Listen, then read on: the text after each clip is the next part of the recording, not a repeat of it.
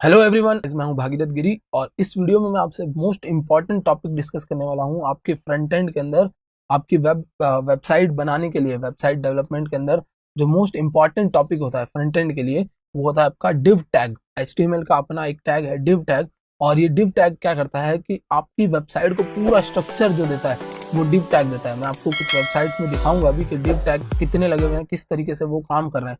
और सबसे पहले हम लोगों को बेसिक से चलना है, तो बेसिक से हम लोग समझेंगे what is div tag. Div tag क्या है, इसको समझना है पहले मुझे। तो डिव टैग क्या है? एक डिव टैग को आप डिवीजन टैग कह सकते हो। ये टैग क्या करता है? डिवीजन करता है। डिवीजन किसका करेगा? आपके वेब पेज का डिवीजन करेगा, उसको कुछ ब्लॉक्स में बांटेगा, कुछ ब्लॉक्स में बांटेगा, उसके पेज के कुछ डिविजन्स बनाएगा आपके लिए। और उन डिविजन्स को आप दो हिस्सों में, जैसे आप यहाँ पर एक पॉपअप में देख सकते हो, डिव को आप या तो डिवीजन कह सकते हो या ब्लॉक कह सकते हो। एक ब्लॉक है या डिवीजन है। जैसा आप यहाँ पर एक ब्लॉक देख रहे हो, ये बॉक्स जो है वो क्या है? एक ब्लॉक है अपने आप में। तो इस तरीके का एक ब्लॉक बनाना है आपको, तो वो काम कौन करेगा आपके लिए? डिव टैग करेगा। और फिर आगे मैं और चीजें बताता हूँ आपको। डिव टैग क्या करता है कि कंटेंट को कहाँ पर रखना है। जैसे सपोज इमेज कहीं रखनी है, कहीं टेक्स्ट रखना है, कहीं हेडर फुटर बनाना है। हेडर फुटर का मतलब जो वेबसाइट के ऊपर होता है फिक्स हेडर और नीचे फिक्स फुटर, या नेविगेशन बार बनाना है, जिसपे आप देखते हो कि होम, अबाउट, कॉन्टेक्ट, गैलरी इस तरीके के लिखे होते हैं। तो नेविगेशन बार बनाना है। तो ये सारी चीजें कौन बना के देगा आपको? डिव बना के देगा। ये सारी चीजों के लिए आपको ब्लॉक कौन बना के देगा? ये डिव ही बना के देगा। अब और चीजें देखते हैं। डिव जो है एक ऐसा टैग है जिसको आपको क्लोज करना बहुत ज्यादा मैंडेटरी होता है। क्योंकि अगर आपके डिव टैग में कहीं पर भी क्लोजिंग नहीं हो पाई, कहीं भी छोटी सी मिस्टेक आ गई कि आपने क्लोज नहीं किया डिव को, तो आपकी वेबसाइट का पूरा की पूरा स्ट्रक्चर बिगड़ सकता है। तो ये तो बात हो गई डिव टैग के बारे में। मैं आपको और चीजें बताता हूँ डिव टैग के बारे में। डिव टैग क्या होता है कि आप सपोज समझ लीजिए, एग्जांपल के साथ समझते हैं हम लोग कि एक बिल्डिंग है आपकी, पूरी की पूरी एक बिल्डिंग है। उस बिल्डिंग में आपने कुछ फ्लोर्स बनाए। तो पूरी बिल्डिंग आपकी सपोज एक वेब पेज हो गई, तो उसके अंदर आपने कुछ फ्लोर्स बांटे, फ्लोर्स डिवाइड किए। ये क्या हो गए? आपके डिव टैग के थ्रू बने हुए फ्लोर्स हो गए, जो आपका डिवीजन हो गया। उस फ्लोर के ऊपर आपने कुछ अपार्टमेंट्स बनवाए। वो अपार्टमेंट्स भी फिर से किससे बन रहे हैं? डिव से बन रहे हैं। मतलब आप क्या कर सकते हो? डिव के अंदर और डिव बना सकते हो, ब्लॉक के अंदर और ब्लॉक बना सकते हो, एक डिवीजन के अंदर और छोटे छोटे डिविजन्स भी कर सकते हो। मतलब एक डिव का और भी डिविजन्स हो सकते हैं। कुछ इस तरीके का आप स्ट्रक्चर बना सकते हो। और एक चीज से समझ सकते हैं हम लोग कि डिव क्या करती है। हमेशा डिव जब भी आती है तो वो एक हॉरिजेंटल रो लेती है। कैसे लेती है? हॉरिजेंटल रो लेती है। वो एक पूरी रो को कंसिडर करती है। डिव कभी भी वर्टिकली काम नहीं करेगी, इस तरीके से कभी काम नहीं करेगी। डिव को आपने जहां पर लिखा, डिव टैग को जहां पर लिख दिया, उसके लिए वो हॉरिजेंटल रो के जैसे काम करती है। अगर आपको वर्टिकली काम करवाना है उससे, या आपको रो ना बनाकर डिव को कॉलम्स में बनाना है, तब आपको CSS यूज करना पड़ता है, जो मैं आपको नेक्स्ट वीडियो में बताऊंगा। नेक्स्ट वीडियोज में हम CSS जब डिस्कस करेंगे उसमें बताऊंगा। बट फिलहाल आपको ये समझना है कि डिव क्या करेगी। डिव आपकी पूरी एक रो लेती है। सपोज आपने एक डिव बनाई और उसके अंदर कोई डिव बनाई, तो वो क्या करेगी? रो लेगी। एक मैं आपको एग्जाम्पल दिखाता हूँ। ये जो आपने कोड लिखा हुआ है, मैंने इस तरफ एक कोड लिखा हुआ है, आप देख सकते हो। इसके अंदर एक डिव है, मतलब क्या हो गया? एक पूरा ब्लॉक। उसके अंदर एक और डिव है। तो जैसे आप यहाँ देख सकते हो, कर्सर से इसको मैं समझा सकता हूँ आपको कि ये आउटपुट में आप देखो इस तरीके से बना हुआ है। एक बाहर वाली डिव, ये जो पूरी की पूरी होम अबाउट लिखा हुआ है, ये एक अंदर वाली डिव, और उसके अंदर दो छोटी छोटी और डिव्स। तो ये क्या हो गई? डिव के अंदर डिव हो गई। पर ये जो डिव्स आपको दिख रही है होम और अबाउट पास में, वो एक्चुअली पास में नहीं दिखेगी, वो एक के नीचे एक दिखेगी, यानी रो वाइज दिखेगी आपको। ये जो पास में लेके आने का काम है वो कौन करता है? CSS करता है। तो डिव कभी भी अकेले काम नहीं करेगी, डिव हमेशा CSS के साथ काम करेगी। क्योंकि डिव अगर अकेले काम करेगी तो वो आपको सिर्फ रोज देगी, और हमको रोज नहीं चाहिए, हमको कहीं जगह पर कॉलम्स भी चाहिए। तो उस केसेस में आपको डिव को CSS के साथ यूज करना होगा। इस वीडियो में मैं आपको डिव का सिर्फ ओवरव्यू दे रहा हूँ, मतलब मैं आपको यही समझा रहा हूँ कि डिव कैसे बनती है, कैसे काम कर रही है। बट डिव को जब ब्यूटीफाई करना होगा, डिव के साथ हमको अगर कुछ ब्यूटीफुल काम करवाना होगा, या रोज को कॉलम्स में डिवाइड करना होगा, उन केसेस में हमको CSS का यूज करना पड़ेगा। तो हम लोगों को फिलहाल तो इतना ही समझना है कि जैसे आप देख सकते हो, ये पहला एक डिव के अंदर डिव बनी है, तो उसने एक पूरी रो ले ली। उसके नीचे वाली जो डिव बनी उसने एक पूरी रो ले ली। और ये जो डिव आप देख रहे हो जिसमें होम लिखा हुआ है, वो भी एक्चुअली पूरी रो लेके बैठा है। बट आउटपुट में जो आपने देखा है वो CSS से ब्यूटीफाई करने के बाद आता है। तो हम लोग ये तब सीखेंगे जब हम CSS सीखेंगे। अभी आप लोगों को फिलहाल इतना कंसेप्ट सीखना है। अब मैं आपको लेके चलता हूँ ब्राउजर पर, एक वेबसाइट ओपन करता हूँ WS क्यूब की। और WS क्यूब की वेबसाइट में मैं आपको बताऊंगा कि कितनी सारी डिव्स लगी हुई है। आपको ये चेक करना हो कि कितनी सारी डिव्स लगी है, तो आप वेबसाइट पर जाओ और सिंपली आप कंट्रोल यू प्रेस करो। तो कंट्रोल यू से क्या होगा, उस पर्टिकुलर वेबसाइट का पूरा सोर्स कोड आपके पास आ जाएगा। तो अभी मैं आपको यहाँ पर जूम इन करके दिखाता हूँ। आप देखोगे कि बीच में कई जगहों पर डिव्स लगी हुई है बहुत सारी। और ये देखो यहाँ पर डिव लगी हुई है, डिव लगी हुई है, डिव्स के अंदर और डिव लगी हुई है।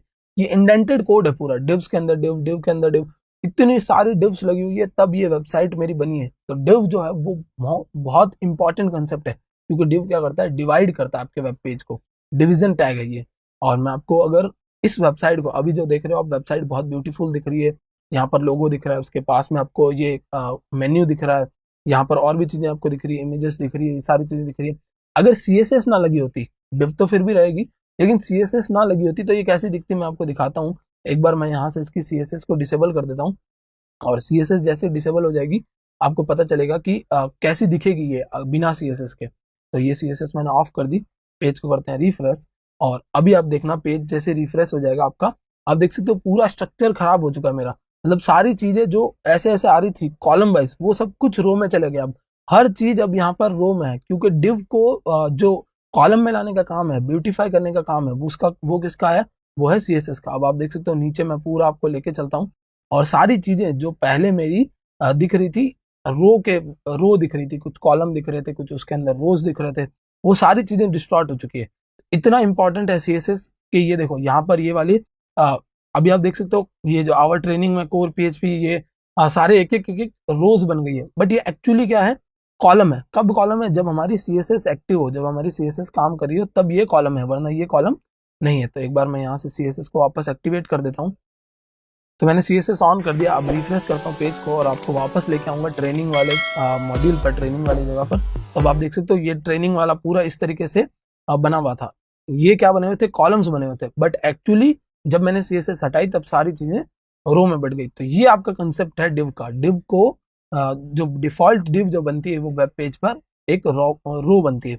तो अभी हम लोग इसको एक इम्प्लीमेंट करके देखते हैं, थोड़ा सा बेसिक सा बना के देखते हैं, ताकि आपको ये और इजीली समझ में आ जाए। तो इसको मैं लेके चलता हूँ एक टेक्स्ट एडिटर पे, और टेक्स्ट एडिटर से मैं एक न्यू फाइल क्रिएट कर लेता हूँ। तो यहाँ पर आ गए हम लोग ब्राउजर पे। एक न्यू फाइल क्रिएट करने से पहले मुझे एक यहाँ पर ब्राउजर पे रन करने से पहले एक न्यू फाइल क्रिएट करनी है। div.html रख देता हूँ उसका नाम, और ये हो जाएगी मेरी div.html। मैं क्या करूँगा, मैंने स्पेलिंग मिस्टेक कर दी, बट इसको हम लोग रन कर लेते हैं, क्योंकि हमें सिर्फ इसके आउटपुट से मतलब है। तो ये हो जाएगा HTML, और HTML के अंदर आपको इधर मेंशन कर देना है div, और इसको हम लोग रन करते हैं ब्राउजर पे एक बार। तो ब्राउजर पे जब रन होगी तब आपको ऊपर टैग दिखेगा, तो आपको समझ में आ जाएगा कि यहाँ पर div आ रही है। अब मैं क्या करूंगा, मैं यहाँ पर एक div बनाऊंगा। सबसे पहले ये मेरी एक div हो गई। div क्या होता है, क्लोज टैग। ये जो है वो सबसे बाहर वाली div है, तो इसको मैं मेन div दे देता हूँ। इसको नाम दे देते हैं अपन एक मेन div। इस तरीके से कमेंट करके अपन इसको नाम दे सकते हैं मेन div। ये होगी आपकी मेन div। और इसके अंदर एक और div बनाना चाहता हूं मैं, तो इसके अंदर एक और div बना सकता हूं, और ये हो गई मेरी एक और div। तो ये क्या हो गई, div के अंदर div आ चुकी है। तो दो divs आ चुकी है। और अभी मैं यहाँ पर कुछ लिखूंगा होम, तो आपको ये ब्राउजर पे दिखेगा। आप देख सकते हो div के अंदर div है। तो पहली वाली div ने क्या किया था, पूरी रो ली, और उसके अंदर उसने एक और को पूरी रो दे दी। अब इसके नीचे मैं एक और div बनाता हूँ यहाँ पर, और ये हो गया div। और यहाँ पर हम लोग लिखेंगे अबाउट। तो ये हो जाएगा मेरा अबाउट। अब ये नीचे आएगा, ऊपर नहीं जाएगा। क्यों, क्योंकि रो ली हुई है पूरी। इंस्पेक्ट करके मैं आपको दिखाता हूँ। यहाँ से आप इंस्पेक्ट करोगे, और जब आप किसी पर्टिकुलर टैग को इंस्पेक्ट करना चाहो तो उस पर होवर करो, तो आपको एक पूरी रो दिख रही है। अब देखना, उसके अंदर मैं लेके जाऊंगा तो एक और रो दिख रही है, उसके अंदर लेके जाऊंगा तो और रो दिख रही है। ये सारी क्या है, रोज है, अंदर के अंदर बनी हुई रोज है। अगर मैं सपोज इनको एक बार हटा दूं और यहाँ पर एक और रो बनाऊं जिनके अंदर इनको रखूंगा, तो यहाँ से एक बार मैं ये वाला पूरा की पूरा कट कर लेता हूँ, और इधर एक div बनाता हूँ मैं। div बनाना मतलब एक डिवीजन बनाना है, और इसको मैंने क्या किया, इधर अंदर ले लेते हैं यहाँ पर। और अब आपको दिखेगा कि एक div बनी हुई है पहले बाहर, उसके अंदर एक div बनी हुई है, उसके अंदर दो और divs बनी हुई है। दिखाता हूँ मैं आपको इंस्पेक्ट करके। यहाँ से अपने कोड पर चलते हैं, और पहली div आपको दिख रहा है पूरा ब्लू कलर का, उसके अंदर एक और div बनी हुई है, और उसके अंदर दो और divs बनी हुई है जिन्होंने कुछ कंटेंट ले रखा है। तो div क्या करती है, पूरी की पूरी रोल लेती है। इस तरीके से आपको काम करना है। नेक्स्ट वीडियो में जब मैं आपसे CSS डिस्कस करूंगा तब मैं आपको बताऊंगा कि किस तरीके से आप डिव को और अच्छा बना सकते हो। डिव की जो बॉर्डर है, डिव की जो आउटलाइन है, उसको आप कैसे देख सकते हो, कैसे देख सकते हो कि डिव ने कितनी जगह ली है। ये सारी चीजें मैं आपसे डिस्कस करूंगा नेक्स्ट वीडियोस में, जब हम CSS के बारे में समझेंगे, फिर CSS की कुछ प्रॉपर्टीज देखेंगे। That's it for this video. Thank you so much for watching.